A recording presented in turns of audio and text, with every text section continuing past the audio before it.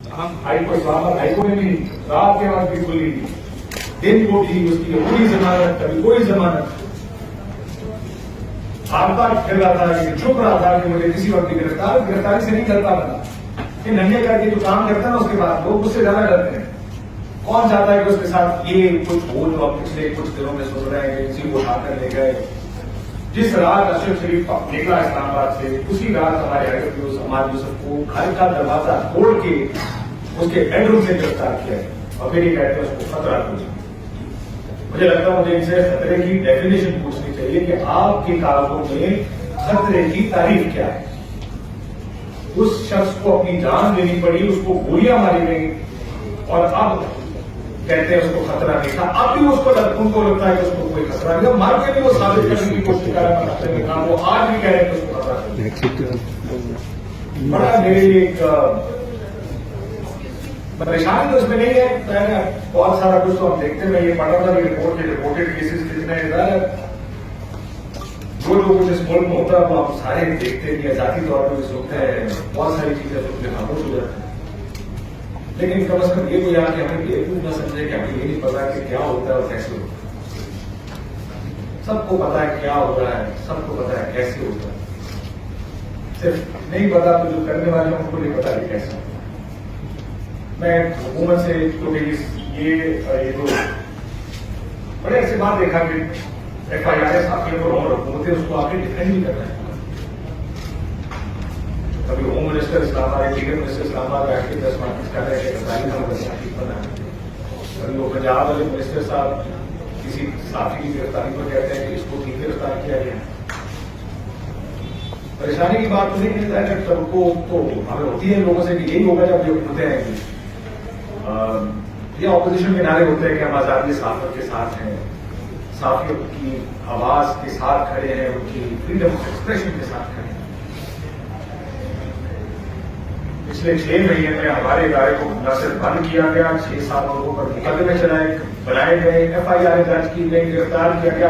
مطلب اشرف شریف مر بھی گیا، شہید ہو گیا. اور یہ آدمی جب ٹی وی پر آتے کہتے ہیں ہم ڈیموکریٹ ہیں اور آزادی صحافت کے ساتھ ہیں. نہیں ہے کوئی اس سے اس وقت صحافت چاہیے جب اپوزیشن میں ہوتے ہیں. میرے ساتھ کے لیے ایسے ہی یہ سمجھے کہ کوئی ایک ایسا ہے اور کوئی ایک ایسا نہیں ہے. سیاسی جماعتوں کو صحافی سے اپوزیشن میں اچھا لگتا ہے. یہ جو ہماری تقسیم کی بات ہے میں بڑا میں جب یاد آیا تو مجھے حیرانگی ہوئی پرسان کیا. آپ کو ذاتی طور پر میرا کچھ زیادہ بہتر پتا ہوگا دیکھنے کی ضرورت ہے.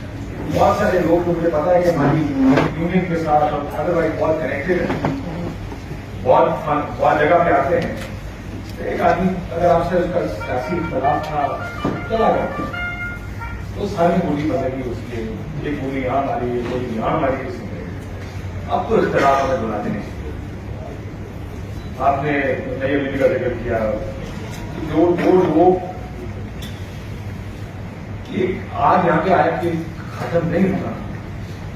بہت سے دوست ادھر سے گزر کے یہاں تک آئے ہیں.